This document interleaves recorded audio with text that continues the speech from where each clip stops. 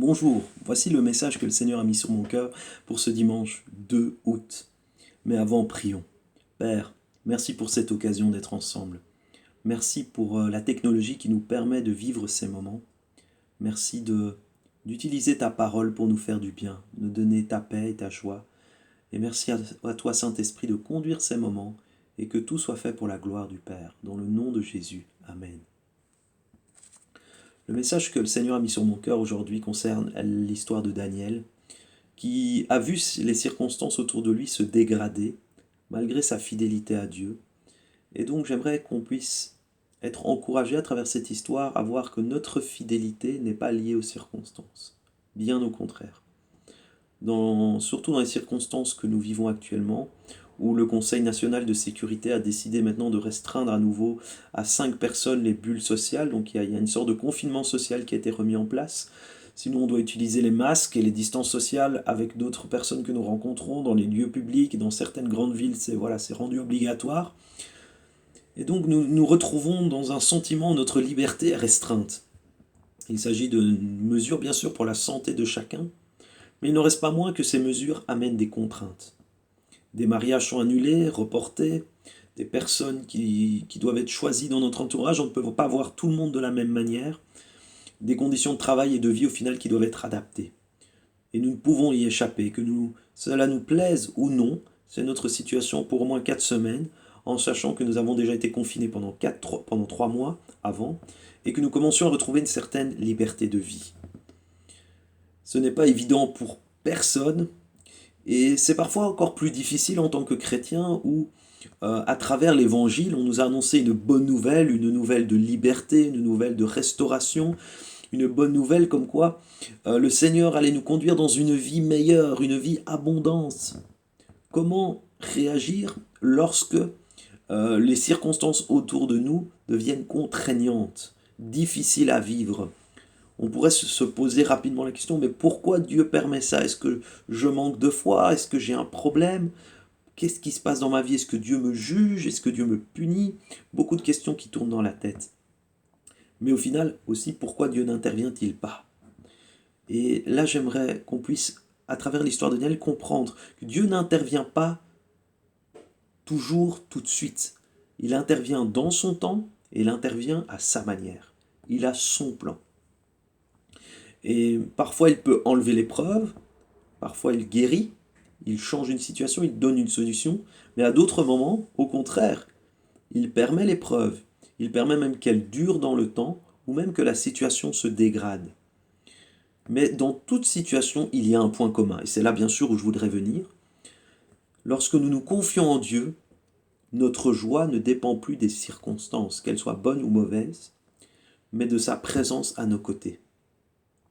Et à travers l'histoire de Daniel, nous comprenons aussi que la fidélité à Dieu peut engendrer que les circonstances se dégradent. Et nous allons le voir déjà tout de suite dans Daniel chapitre 1, les versets 1 à 4, que j'aimerais lire avec vous.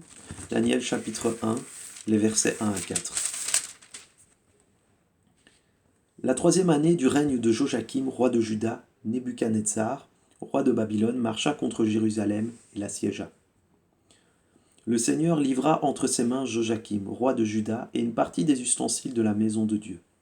Nebuchadnezzar emporta les ustensiles au pays de Shinéar, dans la maison de son Dieu. Il les mit dans la maison du trésor de son Dieu. Le roi donna l'ordre à Ashpenaz, chef de ses eunuques, d'amener quelques-uns des enfants d'Israël de race royale ou de famille noble. De jeunes garçons sans défaut corporel, beaux de visage, doués de sagesse, d'intelligence et d'instruction, capables de servir dans le palais du roi et à qui l'on enseignerait les lettres de la langue des Chaldéens. Voilà, nous voyons que Daniel, qui est fidèle à Dieu, se retrouve dans une situation difficile de déportation. Ses repères vont changer, il va devoir apprendre une nouvelle culture, de nouvelles règles. Mais malgré tout, on voit la fidélité de Dieu dans le fait qu'il va se retrouver dans une situation, malgré tout, plus confortable que les autres en étant au service du roi. Il est quand même esclave, mais dans un contexte de palais royal. Comment cela se fait-il? Daniel, nous le voyons à travers toute son histoire, est fidèle à Dieu. Et on pourrait se dire, il n'a qu'à prier. Dieu répond à ses prières, Dieu le sauve, Dieu l'aide. Pourquoi dans cette situation, Dieu ne rétablit-il pas les choses? Pourquoi il ne le restaure pas dans cette situation? Mais ce n'était pas le plan de Dieu. Sa fidélité à Dieu va même d'ailleurs le conduire dans une situation encore plus compliquée. Il va se retrouver avec ses amis dans la fournaise ardente. Et malgré que la situation empire, on voit que sa foi, elle, ne change pas. Elle est ferme et solide dans le Seigneur. Nous allons lire tout d'abord au chapitre 3, verset 11, les conséquences du fait de la nouvelle loi qui est de pouvoir adorer les dieux de Babylone et la fameuse statue en or. Et ceux qui ne le font pas, voici les conséquences. Il est dit au verset 11, « Et d'après lequel quiconque ne se prosternerait pas et n'adorerait pas serait jeté au milieu d'une fournaise ardente. » Serait tué en gros à travers le feu. Mais Daniel et ses amis restent confiants malgré que la situation devient compliquée, très tendue. Se retrouver dans une fournaise ardente, ils savent que leur tête est mise à prix. Et pourtant, versets 17 et 18, regardez la réaction étonnante. « Voici notre Dieu que nous servons peut nous délivrer de la fournaise ardente, et il nous délivrera de ta main, ô roi. » Quelle assurance! Et la suite, « Sinon sache, ô roi, que nous ne servirons pas tes dieux, et que nous n'adorerons pas la statue d'or que tu as élevée. » En gros, ils signent leur arrêt de mort, mais avec beaucoup d'assurance et de fermeté. Nous voyons ici qu'alors que malgré que la situation se dégrade, leur foi et leur engagement envers Dieu ne changent pas et restent fermes. La foi est une ferme assurance, et nous le voyons bien ici, c'est un bel exemple. Et en effet, malgré la fournaise, ils marchent dans l'épreuve avec le Seigneur à leur côté. Ils ne demandent pas que l'épreuve leur soit écartée, mais ils marchent dans l'épreuve avec Dieu. Et ils pourraient se dire en plus, vu le contexte, à Babylone, esclaves en terre étrangère, jetés dans la fournaise, tout cela prouve que Dieu nous a abandonnés. Ce serait une réaction légitime, et ça nous arrive bien souvent. Quand nous regardons nos circonstances, nous en déduisons que est-ce que Dieu est encore là avec nous? Est-ce que Dieu prend encore soin de nous, nous garde, nous protège, parce que nous voyons les circonstances changer? Est-ce que plutôt ce n'est pas un jugement de Dieu? Est-ce que ma foi... Et on se pose des milliards de questions, on remet tout en question, parce que nous regardons aux circonstances.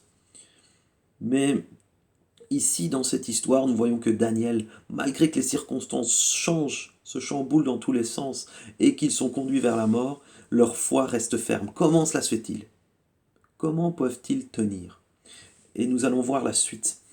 Parce que le roi va encore aller plus loin, ils vont être sauvés de la fournaise, Dieu a été fidèle avec eux, il a permis qu'ils tiennent, ils ont même vu un homme avec eux dans cette fournaise. Mais le roi va continuer à durcir parce que ses conseillers lui veulent absolument se débarrasser de Daniel. Et donc, ils vont demander qu'une loi soit mise en place comme quoi on ne peut plus prier d'autres dieux. Et Daniel devrait donc changer ses habitudes parce que lui et ses amis priaient Dieu régulièrement. Nous allons le voir au chapitre 6, les versets 10 à 11. Lorsque Daniel sut que le décret était écrit, il se retira dans sa maison, où les fenêtres de la chambre supérieure étaient ouvertes, dans la direction de Jérusalem. Donc il ne se cache pas. Et 3 fois le jour, il se mettait à genoux, il priait et louait son Dieu comme il le faisait auparavant. Alors ces hommes entrèrent tumultueusement et ils trouvèrent Daniel qui priait et invoquait son Dieu. À nouveau, il a signé son arrêt de mort. Mais nous voyons que Daniel avait un secret particulier qu'il n'a pas mis en place uniquement une fois que les circonstances se sont compliquées ou en réaction à la loi que le roi a mis en place. Mais déjà auparavant, il avait cette habitude 3 fois par jour de pouvoir prier et louer son Dieu. Et cette habitude amenait à ce que sa foi soit ferme et qu'il ait une assurance, même quand les circonstances se dégradent de plus en plus. Même quand il se retrouve à Babylone, même quand on le prive de certaines nourritures, même quand il va aller dans le feu, Daniel reste ferme dans ses habitudes de prière. Il sait que Dieu sera toujours là avec lui. Et sa vie de prière le renforce là-dedans. Et il sait que Dieu ne va pas l'abandonner, même dans la fosse aux lions. Malgré que les contraintes augmentent, Daniel ne change pas sa fidélité à Dieu. Et nous voyons que Dieu est fidèle avec lui, à différents niveaux. Tout d'abord, les versets 19 à 23. Il est étonnant de constater que le roi lui-même ne voulait pas que Daniel aille dans cette fosse aux lions, mais que c'est sur base de la manipulation de ses conseillers que la loi est sortie et qu'au final, sans s'en rendre compte, le roi a signé l'arrêt de mort de Daniel parce que Daniel n'allait pas quitter ses habitudes. Mais regardez comment le roi réagit. Le roi se leva au point du jour avec l'aurore, et il alla précipitamment à la fosse aux lions. En approchant de la fosse, il appela Daniel d'une voix triste. Le roi prit la parole et dit à Daniel, « Daniel, serviteur du Dieu vivant, ton Dieu que tu sers avec persévérance, a-t-il pu te délivrer des lions ?» Donc le roi s'adresse à Daniel comme s'il y avait un espoir qu'il soit vivant alors qu'il est dans une fosse aux lions. C'est incroyable. Et il parle du Dieu vivant. Donc le roi lui-même reconnaissait en Daniel qu'il avait un Dieu qui était particulier. Et Daniel dit au roi, « Roi, vis éternellement. » Il est vivant. Mon Dieu a envoyé son ange et fermé la gueule des lions, qui ne m'ont fait aucun mal, parce que j'ai été trouvé innocent devant lui, et devant toi non plus, ô roi, je n'ai rien fait de mauvais. Alors le roi fut très joyeux, et il ordonna qu'on fît sortir Daniel de la fosse. Daniel fut retiré de la fosse, et on ne trouva sur lui aucune blessure, parce qu'il avait eu confiance en son Dieu. Donc Dieu l'a encore sorti de la situation qui était compliquée. Mais il n'a pas fait que ça. Dieu a aussi été plus loin. Il a rétabli la justice. On le voit dans les versets suivants, les versets 24 à 28. Le roi ordonna que ces hommes qui avaient accusé Daniel fussent amenés et jetés dans la fosse aux lions, eux, leurs enfants et leurs femmes. Et avant qu'ils fussent parvenus au fond de la fosse, les lions les saisirent et les brisèrent tous leurs os. Après cela, le roi Darius écrivit à tous les peuples et à toutes les nations, aux hommes de toute langue qui habitaient sur toute la terre, que la paix vous soit donnée avec abondance. Quel témoignage! J'ordonne que, dans toute l'étendue de mon royaume, on ait de la crainte et de la frayeur pour le Dieu de Daniel. Car il est le Dieu vivant et il subsiste éternellement. Son royaume ne sera jamais détruit et sa domination durera jusqu'à la fin. C'est lui qui délivre et qui sauve, qui opère des signes et des prodiges dans les cieux et sur la terre. C'est lui qui a délivré Daniel de la puissance des lions. Le roi va témoigner du Dieu de Daniel dans tout son royaume. Waouh, quel témoignage puissant! Daniel n'a même rien à faire, c'est le roi lui-même qui rend témoignage. Et il n'est pas question juste d'un témoignage, il n'est pas juste question de délivrance et de justice, mais regardez jusqu'où Dieu va aller. Daniel prospéra sous le règne de Darius et sous le règne de Cyrus le Perse. Même Daniel va se retrouver dans une bonne situation, une situation aisée. Nous voyons donc que Dieu ne permet pas que les circonstances durent au-delà de nos forces. Et à un moment, il renverse la situation. Lui-même se charge de changer les circonstances qui sont là devant nous. Et dans notre situation, Dieu peut tout changer et peut même endurcir les choses. Mais nous n'avons pas à dire au final ce que Dieu a à faire. Dieu lui-même a son plan, a son projet. Comme dans l'histoire de Daniel, c'est la même chose aujourd'hui. Dieu ne change pas. Et notre part est de lui être fidèle, peu importe les circonstances, et d'avoir cette joie que Dieu, lui, sait ce qu'il fait. Conclusion.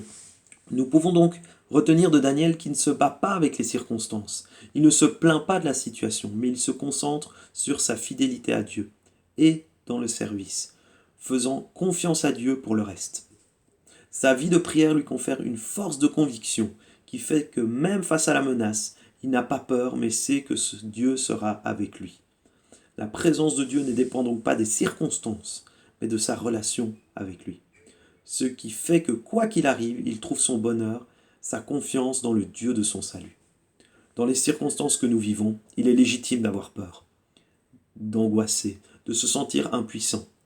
Mais cela nous montre justement que nous avons besoin de prendre du temps dans la présence rassurante du Seigneur, qui nous donne un autre regard sur les circonstances, nous donne sa paix et sa joie malgré le bruit du dehors, les contraintes, les rugissements, la fournaise environnante, et il a fait chaud ces derniers jours.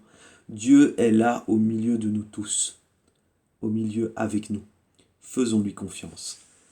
Que ce message vous bénisse.